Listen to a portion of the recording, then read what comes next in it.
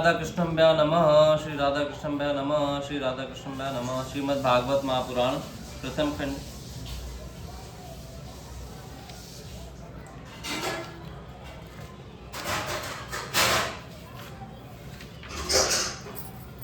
कल हमने पंचोदश अध्याय तथा षोडशो अध्याय में देखा किस प्रकार परीक्षित की दिग्विजय तथा धर्म और पृथ्वी का संवाद। इसके अलावा कृष्णा विरह व्यथित पांडवों का परीक्षित को राज्य देकर स्वर्ग सिधारना। आज हम सप्तोदश अध्याय में महाराज परीक्षित द्वारा कलयुग का दमन देखेंगे। सूतवाच सूत जी कहते हैं, तत्र गोमिथुन राजा हन्यमान मथनावत दंडहस्त च वृषल दशने लल कृपाल छलम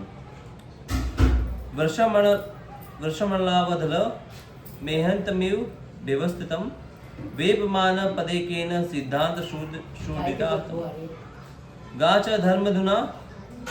धर्मदुधा दीना भृश शूद्र प्रतहाताम विवत्सा शाशुवंदना क्षमा क्षमा यवशा निक्षिताम प्रपंच रथमारूढ़ कार्तस्वर परिष्कृतम मे गंभीराया वाचा समारोपित कामुक कसत्व मच्छणे लोके बालदस्या बालबली नर्द देवसी वेषेण नटवक्रमा धिज यसत्व कृष्णे गते दूरस गांडी वंदना शोचयान रहसी प्रहन वधर्मसी तत्वाम रणाल वदल पार्दे न्यून पदाचरण वशरूपेण की कथिस्व देवो न परिखदैन न जातु पौत्र वृंदा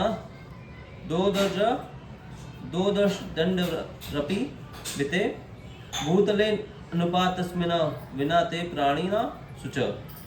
सूत जी ने कहा सौनक जी से, वहां पहुंचकर राजा परीक्षित ने देखा कि एक राजवेशधारी शूद्र हाथ में डंडा लिए हुए और गाय बैल के एक जोड़े को उस तरह पीटता जा रहा है जैसे उनका कोई स्वामी ही न हो। उस कमलातंतु के समान श्वेत रंग का बैल एक पैर से खड़ा कांप रहा था तथा शूद्र की ताड़ना से पीड़ित और भयभीत होकर मूत्र त्याग कर रहा था। धर्मोपयोगी दूध घी आदि भविष्य पदार्थों को देने वाली वह गाय भी बार बार शूद्र के पैरों की ठोकरों को खाकर अत्यंत दीन हो रही थी।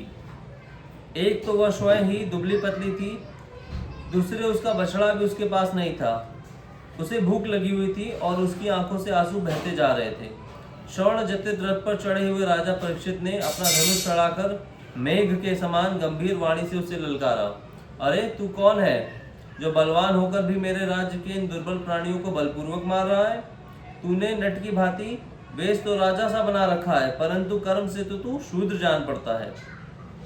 हमारे दादा अर्जुन के साथ भगवान श्री कृष्ण के परम धाम पधार जाने पर इस प्रकार निर्जन स्थानों में निरपराधों पर प्रहार करने वाला तू अपराधी है, अंतः वध के योग्य है। ऐसा राजा परीक्षित ने बोला। जो राजा के वेश में था शूद्र, वो शूद्र भी नहीं था, वो था कलयुग। आपका श्वेत वर्ण है, 3 पैर पर न होने पर भी आप एक ही पैर से चलते फिरते हैं। यह देखकर मुझे बड़ा कष्ट हो रहा है। धर्म से पूछा। धर्म कौन था? बैल। बतलाइए, आप क्या बैल के रूप में कोई देवता है? अभी यह भूमंडल कुरुवंशी नरपतियों के बाहुबल से सुरक्षित है। इसमें आपके सिवा और किसी भी प्राणी की आंखों से शोक के आंसू नहीं बहते देखा मैंने। ऐसा उन्होंने बोला गाय से और बैल से। धेनुपुत्र, अब आप शोक न करें, इस शूद्र से निर्भय हो जाएं। गौ माता, मैं दुष्टों को दंड देने वाला हूँ, आप रोए नहीं, आपका कल्याण हो। देवी, राजा के राज में दुष्टों के उपद्रव से सारी प्रजा त्रस्त रहती है। उस मतवाले राजा की कीर्ति, आयु, ऐश्वर्य और परलोक नष्ट हो जाते हैं। राजाओं का परम धर्म यही है कि वे दुखियों का दुख दूर करें। महादुष्ट और प्राणियों को पीड़ित करने वाला है, अंततः मैं इसे मार डालूंगा। ऐसा राजा परीक्षित ने जो गाय थी धर्म का प्रतीक और बैल था। बैल किसका प्रतीक था? गाय पृथ्वी का प्रतीक थी और बैल धर्म का प्रतीक था। उनसे कहा, सुरभि नंदन, आप तो 4 पैर वाले जीव हैं, आपके 3 पैर किसने काट डाले? श्री कृष्ण के अनुयायी राजाओं के राज्य में कभी कोई भी आपकी तरह दुखी न हो। वृषभ, आपका कल्याण हो। बताइए, अगर आप जैसे निर्बला साधुओं का अंग भंग करके किस दुष्ट ने पांडवों की कीर्ति में कलंक लगाया है? जो किसी निर्बला प्राणी को सताता है, उसे चाहे वो कहीं भी रहे, मेरा भय अवश्य होगा। दुष्टों का दमन करने से साधुओं का कल्याण ही होता है। जो उद्दंड व्यक्ति निरपराध प्राणियों को दुखी करता है, वह चाहे साक्षात देवता ही क्यों न हो, मैं उसकी बाजूबंद से विभूषित भुजा को काट दूंगा। बिना आपत्ति काल के मर्यादा उल्लंघन करने वाले को शास्त्र अनुसार दंड देते हुए अपने धर्म में स्थित लोगों का पालन करना राजा का परम धर्म है। धर्म ने कहा, राजन, आप महाराज पांडु के वंशज हैं। आपका इस प्रकार दुखियों के आश्वासन देना आपके योग्य ही है, क्योंकि आपके पूर्वजों के श्रेष्ठ गुणों ने भगवान श्री कृष्ण को उनका सारथी और दूत आदि बना दिया था। नरेंद्र, शास्त्रों के विभिन्न विचार से मोहित होने के कारण हम उस पुरुष को नहीं जानते जिससे क्लेशों के कारण उत्पन्न होते हैं। जो लोग किसी भी प्रकार के दैत्य को स्वीकार नहीं करते, वे अपने आप को ही अपने दुख का कारण बताते हैं। कोई प्रारब्ध को कारण बताता है तो कोई कर्म को, कुछ लोग स्वभाव को तो कुछ लोग ईश्वर को दुख का कारण बताते हैं। किन्हीं का ऐसा भी निश्चय होता है कि दुख का कारण न तो तर्क के द्वारा जाना जा सकता है और न वाणी के द्वारा बताया जा सकता है। राजसे, अब इनमें कौन सा मत ठीक है, यह आप अपनी बुद्धि से ही विचार कीजिए। सूत जी कहते हैं, ऋषि श्रेष्ठ सौनक जी, धर्म का यह प्रवचन सुनकर सम्राट परीक्षित बहुत प्रसन्न हुए। उनका खेद मिट गया। उन्होंने शांति चित्त होकर उनसे कहा। परीक्षित ने कहा, धर्म का तत्व जानने वाले वृषभदेव आपका धर्म उपदेश कर रहे हैं। अवश्य ही आप वृषभदेव के रूप में स्वयं धर्म हैं। आपने अपने को दुख देने वाले का नाम इसलिए नहीं बताया कि अधर्म करने वाले को जो नरकादि प्राप्त होते हैं, वे ही चुगली करने वालों को भी मिलते हैं। ध्यान रखना बात। क्या कहा परीक्षित जी ने? धर्म का तत्व जानने वाले ऋषभदेव, आप धर्म का उपदेश कर रहे हैं और शायद आप ऋषभ के रूप में धर्म ही हैं। आपने अपने को दुख देने वाले का नाम इसलिए नहीं बताया कि अधर्म करने वाले लोगों को जो नरक की प्राप्ति होती है, वही जो चुगली करता है उसको भी होती है, इसलिए चुगली नहीं करनी चाहिए। अथवा यही सिद्धांत निश्चित है कि प्राणियों के मन और वाणी से परमेश्वर की माया के स्वरूप का निरूपण नहीं किया जा सकता। धर्मदेव, सतयुग में आपके 4 चरण थे, तप, पवित्रता, दया और सत्य। ये 4 पांव थे सतयुग में, तप, पवित्रता, दया और सत्य। इस समय अधर्म के अंश गर्व, आसक्ति और मद से 3 चरण नष्ट हो चुके हैं। गर्व, आसक्ति और मद मतलब अहंकार।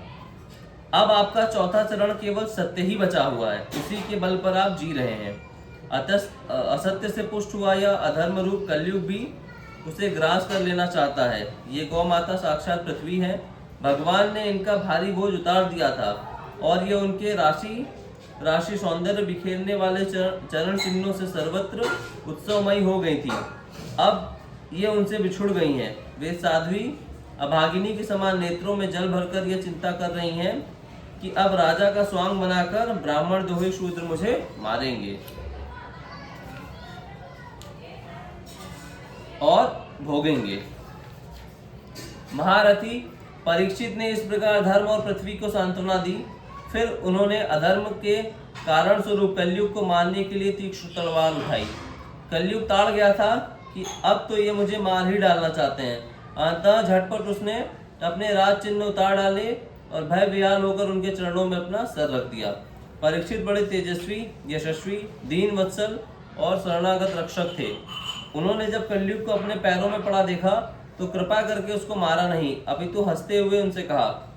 परीक्षित बोले, जब तू हाथ जोड़कर शरण आ गया है, तब अर्जुन के यशस्वी वंश में उत्पन्न हुए किसी भी वीर से तुझे कोई भय नहीं, परंतु तू अधर्म का सहायक है, इसलिए तुझे मेरे राज्य में बिल्कुल नहीं रहना चाहिए। तेरे राजाओं के शरीर में रहने से ही लोभ, झूठ, चोरी, दुष्टता, स्वधर्म त्याग, दरिद्रता, कपट, कलह, दम और दूसरे पापों की बढ़ती हो रही है। अतः अधर्म के साथी इस ब्रह्मावर्त में तू एक क्षण के लिए भी न ठहरना, क्योंकि यह धर्म और सत्य का निवास स्थान है। इस क्षेत्र में यज्ञ विधि के जानने वाले महात्मा यज्ञों के द्वारा यज्ञ पुरुष भगवान